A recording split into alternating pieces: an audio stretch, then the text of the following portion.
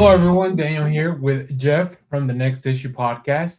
On today's video, as we approach this week the release of Spider Rain 2, Jeff and I this weekend we had our book club at Boomerang Comics, and we actually picked Spider Man Rain to read for this month.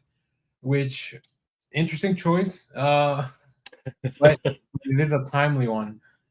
Jeff, had you read this book prior to us having to read it for this time around? I'd not read this book prior. I didn't know much about the book. I did know there was some, I don't know, it was divisive. There Mhm. was some divisiveness in the book, so I kind of stayed away from it just because of that. Okay. But I guess that's why you join a book club, to get forced to read things that you would not read on your own. For sure, for sure. That's definitely one of the main things. Like, there's some books that would never have been on my radar, but I Yeah. also had never read this. I had heard a lot about it, just from being in comics and talking to people about it. There's a lot of jokes. We'll get to all that stuff. But let me give you a little background for the viewers on the book. So, Spider Man Reign is a four-issue comic book limited series featuring Spider Man, written and illustrated by Kaare Andrews. We'll go over some additional credits in a minute. This was published by Marvel Comics. And the main premise of this is that it's set 30 years into Spider Man's future on Earth, Earth 70237.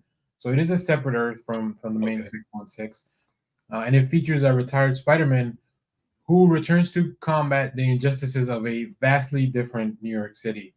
As I mentioned, this was written by Kaare Andrews with art by Kaare Andrews, and we do have Jose Villarrubia on issue 4, as well as lettering by Chris Eliopoulos, and then Rose Wooton does letters for the fourth issue. So I imagine there were some delays on that fourth issue, having to bring in a separate artist. But we'll talk about the art. I personally didn't really notice or feel anything was too different. So No, not at all. yeah, And this came out back in 2006, so that also helps kind of set the stage of yeah. what the story is about. But let me ask you this real quick: what is your history with Spider-Man? Like prior, like did you read a lot of Spider-Man like growing up and stuff, or No, not really. I think so. I would say I started reading comics with Civil War. That was the thing that really caught my attention, and I kind of picked up from there. I didn't go too far back. So like all the stories leading up to Civil War or after, like I think it was Straczynski was writing Mhm. Spider-Man at the time. So like I read that Civil War arc very much. That's really Back in Black. I think that's really present too. One More Day, which is another very divisive event, I would say, which particularly I enjoyed, but I don't have that 30-year baggage of reading Spider-Man comic books, right? So yeah, I would say pretty much since then I've been on and off, and I try to read. I check out every new Spider-Man series. I really like the character. But what about you? Are you Spider-Man filled? so I started reading Spider-Man a little bit during the David Michelini years with Todd McFarlane, Mm, uh, and so I was reading a little bit then, definitely during the Straczynski run with John Romita Jr., leading up until uh, One Day More, a Brand New Day, or whatever that's called, yeah. the Mephisto story.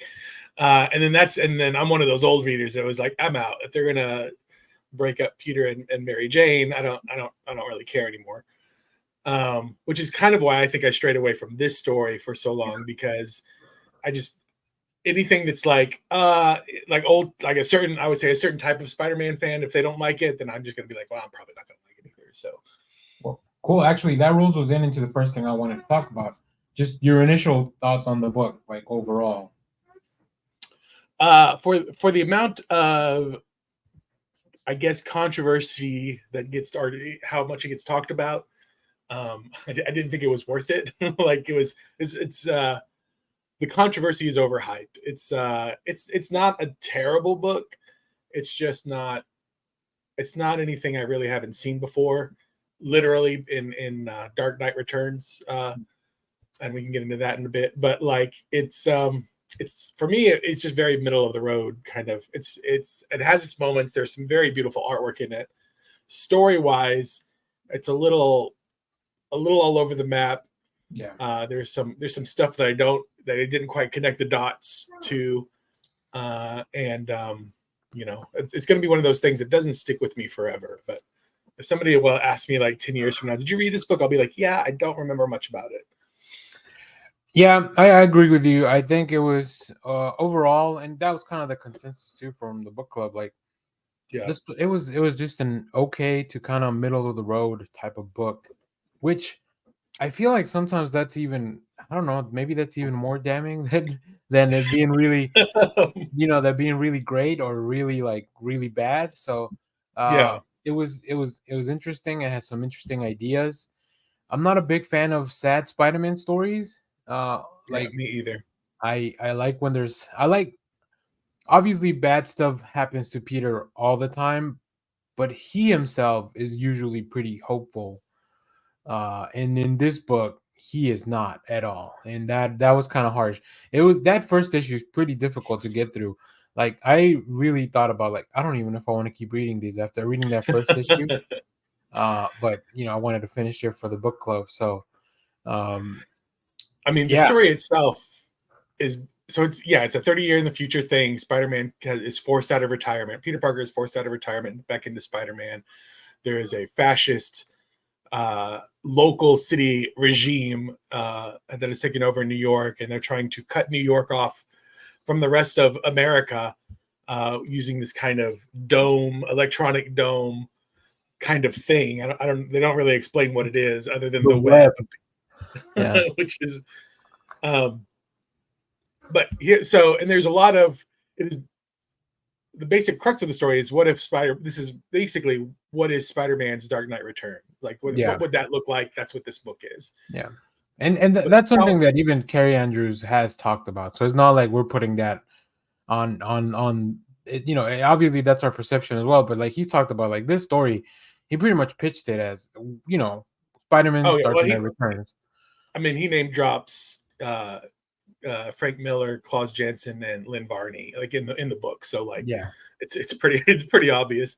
Mhm. Um, my problem with it, as I was thinking about this last night, was I'm like I don't know what the book is trying to say. So Yeah. like the Dark Knight Returns is like Bruce's like he can't turn off Batman, and that's what that book is about. Like he is an old man, and he is just forced to be Batman over and over and over again. And again, there's some other things that are dealing with fascism in that book and whatnot. But Yeah. this is just like I, it makes sense for Batman to have to be Batman, but for Peter to go through that same arc, he's not the same character. So I'm like, I don't know exactly what this book is trying to tell me. Yeah. Is really my biggest problem with this book, other than it's just like, oh, what if Spider-Man were in Dark Knight Returns? Is Yeah. really No, I agree. I think that's probably the main, like, once we get going in some of that stuff in the story, um I I feel like the book misses a little bit on some of the world building to make it clear. Like it spends time doing some stuff that maybe we don't even need to. There's a whole page with, like, maybe Kingpin. We were trying to figure it out yesterday, yeah, which doesn't really lead anywhere. And there's a few other things that are kind of, I mean, if you're a Spider-Man fan, probably cool Easter eggs, but like they don't enrich the story or the book overall. So like maybe that time could have been spent more on building out this world. Like, why is New York going into lockdown? I guess we kind of try to I guess they don't go into that too much because there's a kind of a twist, I would say, that's not, mm-hmm. I don't know, the payoff, it's all right, I guess. But I do want to talk about, before we get real deep into the story and art. So there's a lot of interesting, like, public reception from this book, and like controversy, I guess, that surrounds this book, which at the end of the day, we discussed that, I don't know, that it may be overhyped. So the first Yeah, thing is, after the first initial batch of books, uh, the book was censored afterwards. I don't know exactly the timeline of that. I don't know if the issue, I guess the first issue might have come out with the original art, because we've seen pictures online, although don't Google it. Um, and But the versions They, that they, we sh- were they, sh- reading, yeah. they show Peter nude. That's what we're talking about. For those who Right, don't right, know. yeah. So very similar. If you very similar to the Batman Damned kind of thing that happened a few years ago. I think the other thing obviously was the whole Dark Knight of it all, right? People were making those Mhm. comparisons, but like I said, I think that also explained away very well. And then the last thing is that in this book, there's a plot point that because of Spider-Man's radioactive uh, everything. I mean, he's a radioactive being that he caused Mary Jane to die. Now, the book itself goes into a little bit more detail in that, where it talks about like it was like his touch and his fluids, and then people started just kind of putting and his love, like so people were like, oh, okay, that's why you might hear like, oh, Spider-Man's radioactive semen killed Mary Jane, and that's kind of the joke about around this book. But what do you think about all that after our discussion? I think that I think in the book it could have been worded better because just the way that Peter says it, I think he literally says the word fluids, and it's just like I'm like Yeah, you kind of want to be like there's easier ways to say that. And then last night in the book club, we also brought up the fact that this happened to Betty Banner as well, that she had also cancer due to her proximity to Bruce. yeah, And I don't I don't remember it being that like in the at the time. Like I don't think Peter David used the word Bruce Banner fluids, Hulk fluids. So I feel like they figured out a way to do it that was like less, I don't know, invasive to the ears than this book did. I don't like, it's not a crazy idea. Again, it's not an original idea. Um, that's it's not. I guess what upsets me most about it is like you just want Peter and Mary to be happy, yeah. and so this is just another kind of bummer thing. And then there's some things in the book, like he goes to dig up Mary's grave, and I'm just like, what are you doing? Like, what is this? He gets in the coffin with He gets in the coffin. Yeah, like there's yeah. like some dark stuff to it that I'm just like, it's too much. It's over the top. It's not It unnecessary. yeah, it feels silly. It's so over the top that it just feels silly as opposed to like, cool or edgy or whatever the Yeah. author Hmm. may have been going for. Because that was probably the intention, right? It was definitely very like trying to push the. This was a Marvel Knights book, so it was definitely trying to push the envelope, right? Yeah. Which that was what the whole Marvel Knights, Marvel Max, like all those type of sub imprints. They were trying to do different stuff than what the main books were doing. Yeah, and I brought that because like I said, this was in 2006. So Marvel was really in a very experimental phase in the Yeah. early 2000s, from like 2000 to about 2010. They were just like throwing everything at the wall and seeing what stuck. Mhm. Um, and for that reason, I give them credit, because I don't, just keeping things going the way they are it gets a little boring. So I'm excited for that they took the chance on it, but it's just like a swing and a miss for me, I Yep. guess, is where I'm at. Yeah. Okay. But yeah, I think overall the controversy is overhyped. Is really more like a very juvenile joke as opposed to, like the way the media or the way that reception was approached. I really don't feel like that's the main sentiment from everyone, but that is the joke, the go-to joke for this book. So This is as I was reading it, this is how I felt. Like, when how like people will be like, when they'll like recast, like, how am I trying to say this? When they'll reboot somebody and then they'll turn them into a person of color, and then everybody gets crazy, or they'll cast somebody that's black as a white character, and they're just like, create a new character, just create a new character. That's how I felt while I was reading this book. I was like, why did this have to be Peter? Just create a different character who's like, I got web powers, and I'm angsty Peter. yeah, This could have been I'm Ben Kane. Parker's story. Yeah, I'm Yeah, Kane. Yeah, this could have been a Kane story. and I feel Um, like that's also reflected in, like, because Venom is the main villain, and yeah. he's kind of Spider-Man's edgy villain. It could have been Green Goblin or Doctor Octopus, like one of his more classic, long-standing nemesis. Yeah, I think Doctor Octopus would have been interesting. Like he's yeah, yeah. And this was A before lot of the them. body switch, right? I think. Yeah, yeah, yeah. Oh, But and they all make appearances. Like, there's yeah. Sandman is in there, and Mysterio, but they're not the main villain. So This Sinful Six, they call them, I think. They changed the name, mhm. which is all right. So yeah. All right. Quick. Well, let's talk about the story a little bit. So as you previously kind of already talked a little bit about this, but yeah, throughout the issues we just see kind of Peter, which J. Jonah Jameson is the one that kind of gets him out of retirement. And he starts fighting for the neighborhood. Then he gets kind of his identity goes public. Like they find out where he is. This organization Rain, which is where the name of the book comes from. They figure out Spider-Man's back. Spider-Man lives here, and they're mobilizing everything to pretty much shut down the city, get rid of Spider-Man, and then come up. Which I don't know the end game of for Venom. Like I don't know what the end game was for Venom in the city. Like it felt like he just wanted to eat everyone because he was alone. He was lonely.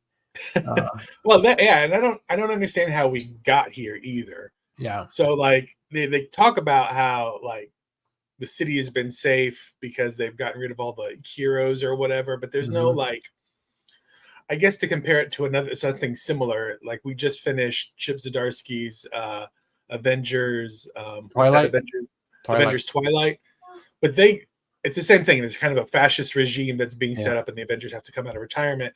But they do a good job of setting up like there's a tease. They're like something happened, Yeah. and that's what switched everything over. There's no inciting incident in the story. We just kind of get dropped in and like Right. you're there. Yeah. Yeah. There's not a lot of world building. Like I said, I think a fifth issue would have been nice to get some world building.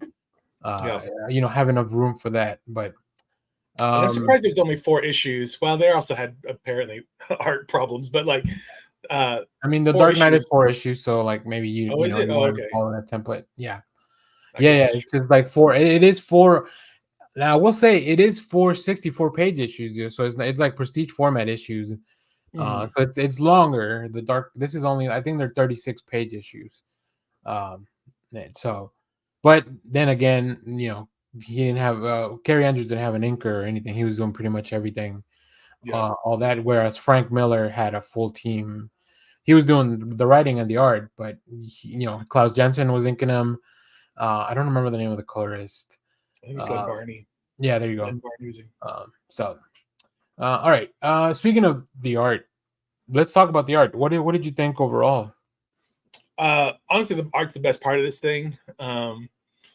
Carrie Andrews, how do you say his name? Harry Andrews? Carrie Andrews, amazing artist. Like, Yeah, he can do anything. And we were looking at all the different styles that he is able to do.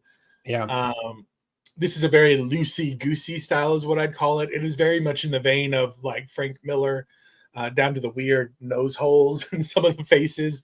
Uh, so he's definitely mimicking Frank Miller a lot in his art. But I really enjoy the art. It's very stylized. Uh, yeah, I enjoy it.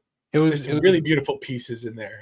very Honestly. dark color palette, which like throughout the whole story, it's always raining, which is Mhm. it adds a lot to the atmosphere and the tone of it. Um, I think my main issue is just that there was the way that things were being colored at this time was not my favorite. Like it feels like they were really pushing into the digital coloring, but they hadn't really perfected it. And obviously, this is coming in as somebody that's been reading comics for a long time now. That I've seen all the advancements that they've like all the things you can do with color. Uh, Mhm. but there was an era of comics where like they just feel very shiny and flat. The Yeah. colors where they weren't really, I don't know, there was not a lot of nuance in the coloring. So, but other than that, there's a few art pieces that I don't like. I think Jeff, you had a comment about the that Carrie Andrews either draws kids or old people really well, but like anybody, Yeah. In between is not not the his best. his yeah, Um, not in I his really wheelhouse. I really like the reporters. I think that was a really interesting way to do it. Very similar to like um, what Frank Miller was trying to do with the propaganda machine. And yeah, I think overall, like there's two Venoms. There's one that I like, one that I don't like. So I don't know. It just really depends what page we're on. But overall, yeah, Carrie Andrews, any figure that's like long and lanky, and there's a lot of corpses running around in this issue in this book somehow. Yeah. Um, that like he does that I think very very well. So yeah, There's overall, also some weird like age discrepancies where you're like, how is this person still alive? And then Right.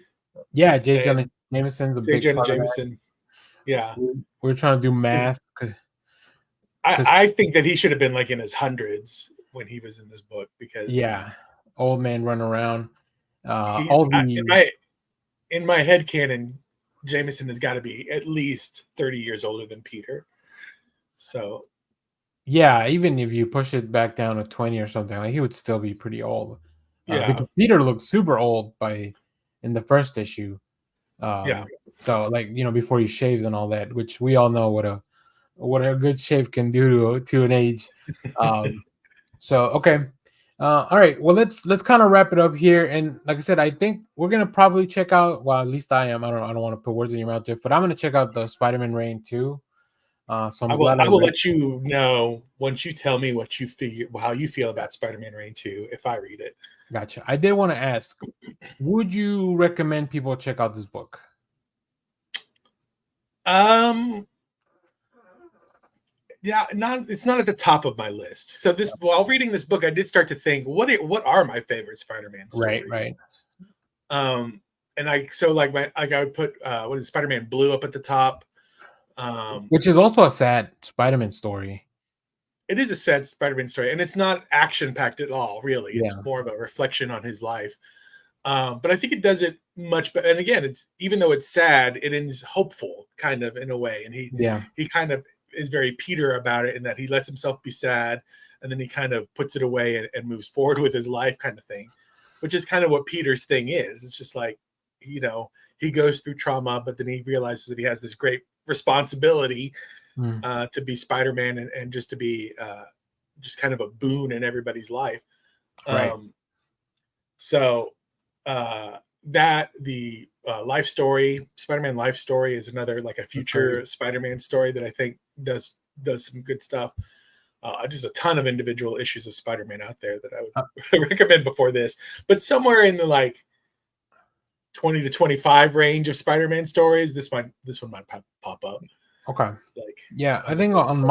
on my end, I really like I said it like the Straczynski stuff towards the end. I really enjoy. I'm even one of those people that I don't mind one more day. I think it's interesting. It's an interesting concept. The way if you remove it away from everything. Mm-hmm. Um, also big Superior Spider-Man, I enjoy that Superior run. Spider-Man's fantastic. Like that's the run that I started reading. So like Mm-hmm. once you got past the whole wait, they switched bodies, what's going on? Like I think my first issue of Spider-Man in the what I call the modern era of me reading comics was that 700th issue that's like oversized. Mm-hmm, mm-hmm. And explains everything like it's where it all happens and then you get into Superior. Um, I would also recommend Spider-Verse. I love Mm-hmm. that story. I love full of spiders. I think yeah, Dan Slott has a like his run. I really enjoyed it for the majority of it, at least the first run. And then they kind of rebooted a couple of times, and the next stuff is not as fun. But I guess And I his would even first say, run after Spider-Man, after Superior Spider-Man, I would say. yeah, yeah. And I would say like Craven's Last Hunt is Oh yeah, darker than this, yeah, and probably a little bit better, and well, better. yeah, yeah. So, You get all those right. cool Mike Zeck covers. Oh, fantastic stuff. Yeah. All right. Well, we might do a full episode on Spider-Man stuff. That might be fun actually. Yeah. But all right. Well, thanks everybody for watching. Let us know if you have read this and you heard of all this stuff. Let us know what you thought about this book down in the comments. Also, make sure to stay tuned. We'll have a review for Spider-Man Reign #2, issue #1 at least. At least I don't promise all the issues. Uh, but yeah, I'm looking forward to seeing what they do. The Spider-Man office is going through a lot of changes too. Like they're the current run with Zeb Wells is ending, and there's who was it that's taking over? We said Kelly Jones was coming in Joe, for a little bit. Joe Joe Kelly. Kelly, Kelly Jones is the Batman artist. I but get them mixed up. Joe Kelly Jones Spider-Man run would be fun. That Be would very be fun. 90s, Yeah. very very 90s. Too bad. Too bad Spider-Man can't have pointy ears, or can he? That'd be. I mean, Todd did some crazy things with Spider-Man, so why That's not true. give That's- Kelly Uh, Jones a run? cool. All He right. could bring back the Spider-Man, like oh, the like webbing. the Yeah, webbing, the underarm webbing. his little arm. Yeah. All right. Well, stay tuned. We have more comic reviews, trailer reactions, TV recaps, all that fun stuff here in the channel. Thanks for watching, everyone.